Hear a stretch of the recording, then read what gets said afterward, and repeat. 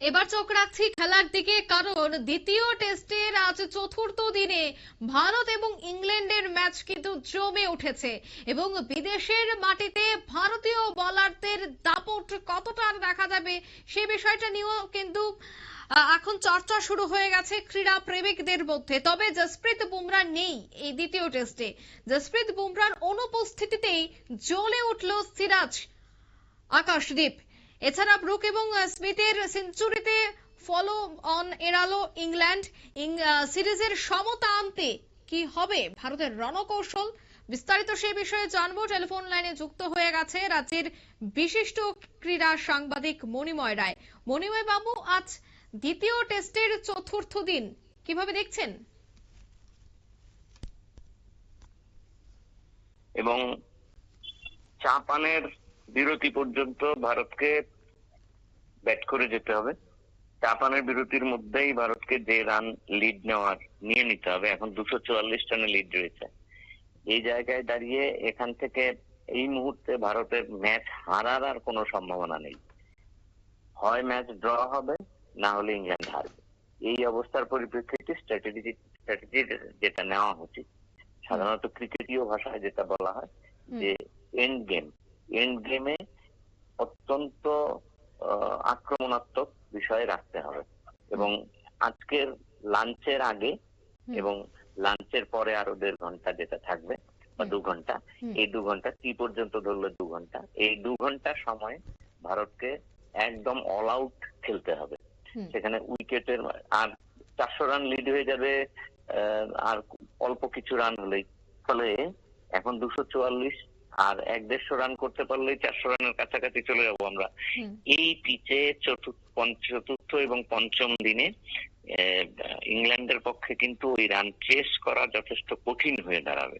তবে প্রথম টেস্টে যে ঘটনাটা ঘটেছিল, আমরা শেষ সময়ে বল করতে পারেনি বুমরা, যার ফলে দ্বিতীয় টেস্টেও ও নেই।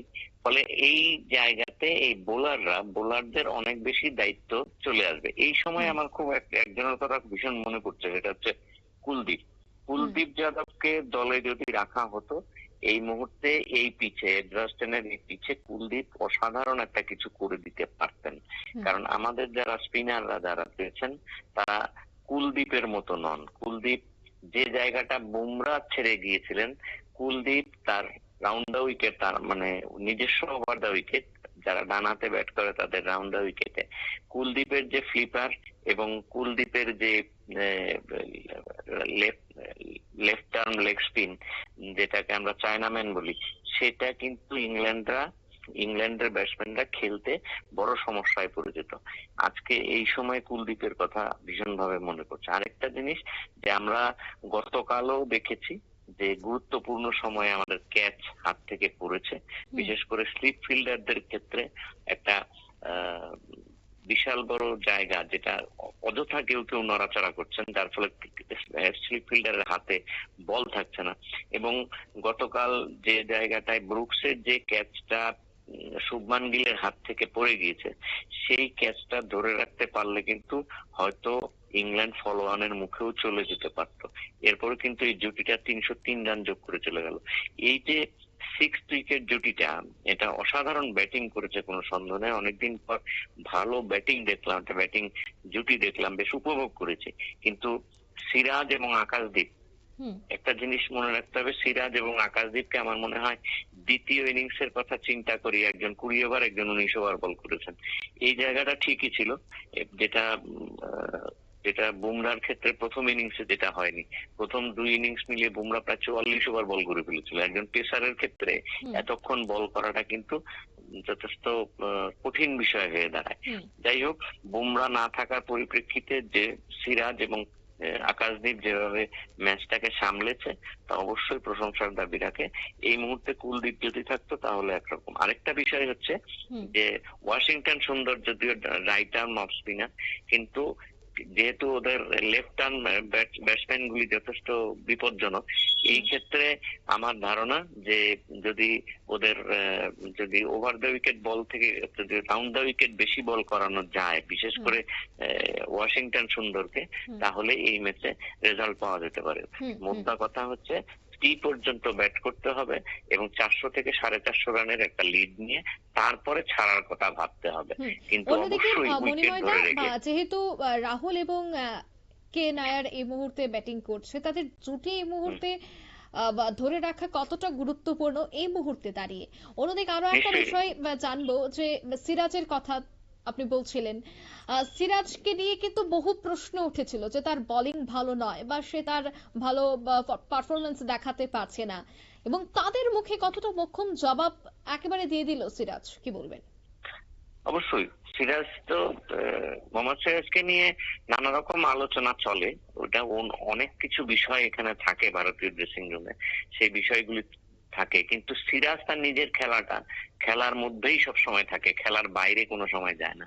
ওর বডি ল্যাঙ্গুয়েজ পুরোটা কিন্তু এত ধৈর্যশীল এবং এত ত্রাস, তার যে মানে প্রত্যেকটা বলের পেছনে তার যে চিন্তা ভাবনা, এটা পরিষ্কার বোঝা যায়। যদি কোনো সময় ক্যাচ মিস হয় বা মিস ফিল্ডিং হয়, তার বডি ল্যাঙ্গুয়েজ থেকে সেটা বেরিয়ে আসে। সেটা অনেক বোলারের ক্ষেত্রে, যেমন বুমরার ক্ষেত্রেই সেটা দেখা যায় না, যে এই ধরনের যে একটা নিজের বলে ক্যাচ মিস হলে পরে তার যে মানসিক অবস্থানটা, এটা পরিষ্কার স্পষ্ট হয়ে যায়। আর যে জিনিসটা দেখা যায় যে এই আমাদের ইয়ের ক্ষেত্রে, সিরাজের একটা সবচেয়ে প্লাস পয়েন্ট, যেটা অনেকদিন আগে গাভাস্কারও বলেছিলেন, আমরাও লক্ষ্য করেছি, যে একই জায়গায় সুন্দর লাইন আপে একই জায়গায় দীর্ঘক্ষণ বল করে দিতে পারে। ওর ওখানে এখান থেকে বলটা কিছুতেই নড়ে না। সিরাজ ক্রমাগত এক জায়গায় বল ফেলে ফেলে ফেলে ফেলে বিপক্ষ ব্যাটসম্যানকে ব্যতিব্যস্ত করে তোলে। এই যে গতদিন যে 6 উইকেট পেল 70 রানে, এর পেছনে সিরাজের সবচেয়ে হয়তো 7 থেকে 8টা উইকেটও হতে পারতো। এই জায়গায় দাঁড়িয়ে সিরাজের প্রশংসা না করে কোনো উপায় নাই। আর সবচেয়ে বড় কথা, যারা সিরাজের নিন্দা করেন বা সিরাজের সমালোচনা করেন, একটা কথা তাদের জন্য বলি, সিরাজ এগুলি খুব একটা গায়ে মাখান না। খুব মানে শ্রমজীবী পরিবার থেকে উঠে আসা, তো বাবা ছিলেন অটো চালক। এই জায়গা থেকে উঠে আসা, প্রচন্ড পরিশ্রম করে উঠে আসা একটা যুবক। সুতরাং সে খুব বেশি সমালোচনাকে খুব একটা পাত্তা দেয় না, কিন্তু নিজের কাজটা ঠিক মতোই করে যায়, তার প্রমাণ আমরা প্রথম ইনিংসে পেলাম। অসংখ্য ধন্যবাদ আপনাকে। ধন্যবাদ।